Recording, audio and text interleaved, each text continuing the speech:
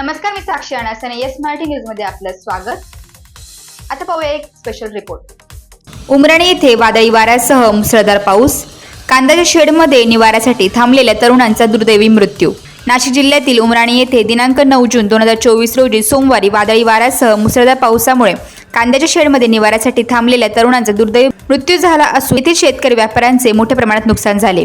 दिंडोरी लोकसभेचे नवनिर्वाचित खासदार भास्कर बगरे व चांदवड देवळा मतदारसंघाचे माजी आमदार शिरीष भाऊ कोतवाल यांनी सदर घटनास्थळी पाहणी केली. तसेच प्रांत व तहसीलदार यांना लवकरात लवकर पंचनामे करण्याचे आदेश देऊन शासनाकडून नुकसान भरपाई लवकरात लवकर मिळावी यासाठी सूचना करण्यात आल्या, अशी सविस्तर माहिती चांदवड तालुका सामाजिक कार्यकर्ते भागवत झालटे यांनी समाज माध्यमांना दिली.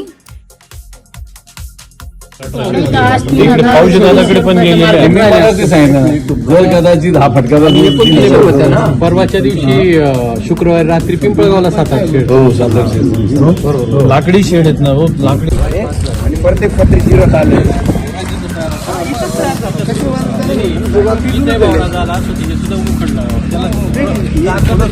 हे सगळं चिरलं गेलंय. एवढं जोरात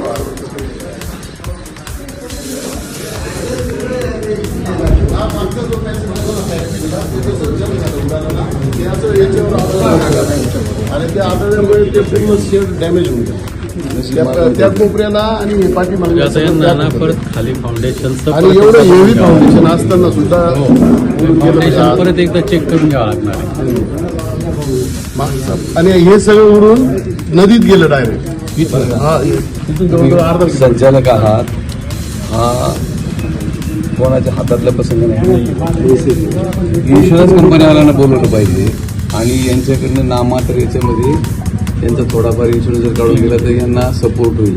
अन्यथा सरकारी मदतीवर जर आपण बसलो तर आपण काही करू शकत नाही. सरकारी पडलं 5,000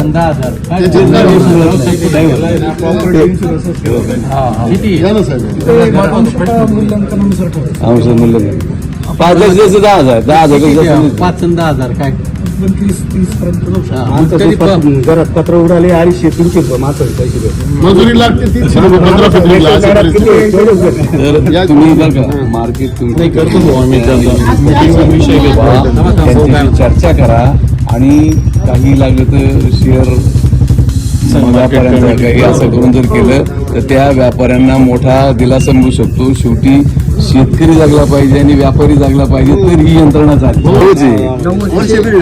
9-10 महिने आता इथं खालच्या बाजूला एक पडलेले बरं का. इथं तर बैलगाडी काहीच नाही. बैलगाडी लोखंडी तिला 3 पलट्या दिल्या वाऱ्याने बाजूला शेड पत्रे 1 किलोमीटर आपलं रेकॉर्ड करून ठेवू सर. मला वाटतं नाही रेकॉर्ड केलं जातं का म्हणजे खरडे घाशी होईल. त्यांच्या पदात काही पडेल असं एकंदरीत दिसत नाही. मयत जे झाले माझी तुम्हाला काय विनंती दोघं पती पत्नी मटेरियल करून निघून चालले. मग इथून निवारायला आले, मग इथे आले. इथून त्यांनी बघितलं म्हणजे या दोघा तिघांनी खाली आण टाकून घेतलं आणि तो मुलगा काय झालं त्याच्या लक्षात भेट दिलेली. काय सांगणार या सर्व संदर्भात? दुर्दैवी प्रसंग आहे. खऱ्या अर्थानं असा प्रसंग व्यापाऱ्यांवर किंवा शेतकऱ्यांनी म्हणजे दुर्दैवाच आहे. कालची झालेली घटना विशेषतः एक तरुण मुलगा आपल्या घराच्या अंगणामध्ये वीज पडून दगावला.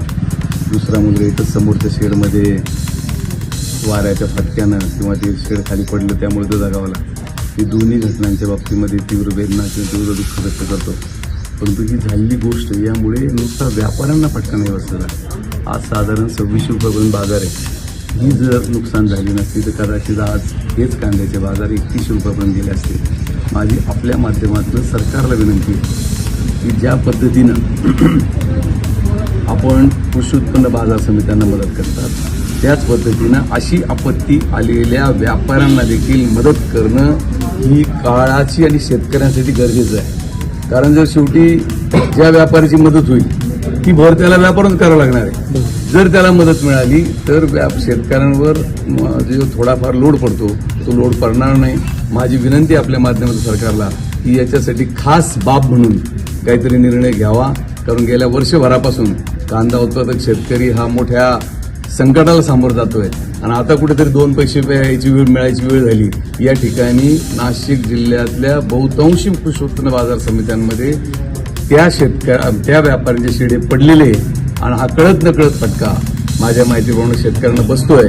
तर यामध्ये विशेष बाब म्हणून लक्ष द्यावं आणि त्यांना मदत करण्याच्या दृष्टीनं सरकारनं प्रयत्न करावे असंच मी या प्रसंगी म्हणेन.